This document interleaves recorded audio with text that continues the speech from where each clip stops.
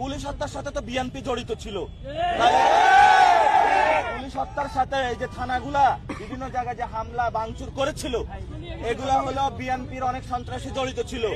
যারা বিএনপির মধ্যে অনেক সন্ত্রাসী আছে না, যারা চাঁদাবাজি করেছিল, তারা জড়িত ছিল। তারা এটা করেছে এই জন্য আমাদের উপরে দোষ দেওয়ার জন্য। এই জন্য বিএনপি যারা সন্ত্রাস, চাঁদাবাজি, দুর্নীতি করেছে, পুলিশ হত্যার দায়ে তাদেরকে গ্রেপ্তার করা উচিত। আমরা কোনো পুলিশ ভাইয়ের উপর আঘাত করি নাই, এগুলা বিএনপি সন্ত্রাসীরা করেছে। আপনারা আমাকে কোনো নিউজ দেখাইতে পারবেন যেখানে আমি তাহারিমা বলছি আমি পুলিশ হত্যা করছি? আমার কাছে অনেক প্রমাণ আছে। এক মিনিট, মাহাদির ইস্যু আমাদের ইস্যু না, ঠিক আছে? মাহাদির ইস্যু। আচ্ছা, আমার একটা প্রশ্ন করেন, আমি আরেকটু শুনতে চাই। আরে ভাই কেন দেখবেন আপনি বলেন, কেন কথা বলবেন আপনি?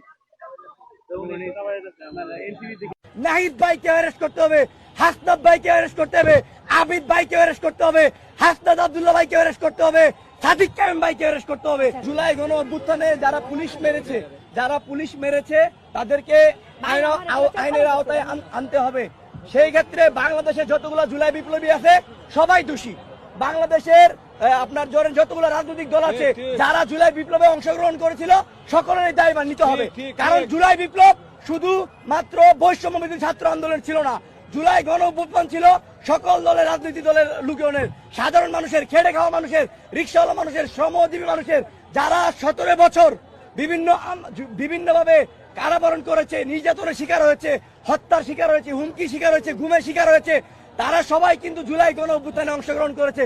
কাজে আমি আয়াস বলছি, যদি জুলাই গণ অভ্যুত্থানে আমাদের বিপ্লবীরা যারা সামনের সারিতে ছিল তাদেরকে হত্যার দায়ে যদি অ্যারেস্ট করতে হয়, তাহলে সেই দায় আমাকে অ্যারেস্ট করতে হবে, নাহিদ ভাইকে অ্যারেস্ট করতে হবে, হাসনাত ভাইকে অ্যারেস্ট করতে হবে, আবিদ ভাইকে অ্যারেস্ট করতে হবে, হাসনাত আব্দুল্লাহ ভাইকে অ্যারেস্ট করতে হবে, সাদিক কায়েম ভাইকে অ্যারেস্ট করতে হবে।